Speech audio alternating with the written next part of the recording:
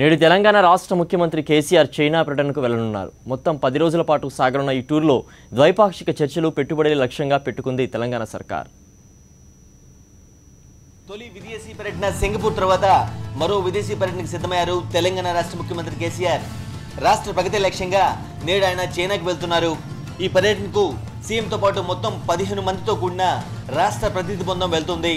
ఈ బృందంలో రాజ్యసభ సభ్యులు కేశవరావు, శాసనమండలి chairman K Swamy Goud, assembly speaker Madhusudanachari, పరిశ్రమల శాఖ మంత్రి జూపల్లి, విద్యుత్ శాఖ మంత్రి జగదీష్ రెడ్డి సహా పలు శాఖల ఉన్నతాధికారులు ఉన్నారు. పర్యటనలో భాగంగా వరల్డ్ ఎకనామిక్ ఫోరం ఆధ్వర్యంలో చైనాలోని ఢిల్లీ నగరంలో జరిగే న్యూ ఛాంపియన్స్ 2015 సదస్సులో కేసీఆర్ పాల్గొంటారు.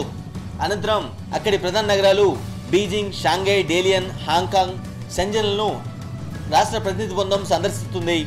ఈ నెల 7 నుంచి 16వ తేదీ వరకు మొత్తం 10 రోజుల పాటు జరగనున్న ఈ పర్యటనలో సీఎం కేసీఆర్ అక్కడి పలు సంస్థలతో ద్వైపాక్షిక చర్చలు జరుపుతారు. పలు చారిత్రక ప్రాంతాలను సందర్శిస్తారు. రాష్ట్రంలో పెట్టుబడుల కోసం పలువురు పారిశ్రామికవేత్తలతో చర్చిస్తారు.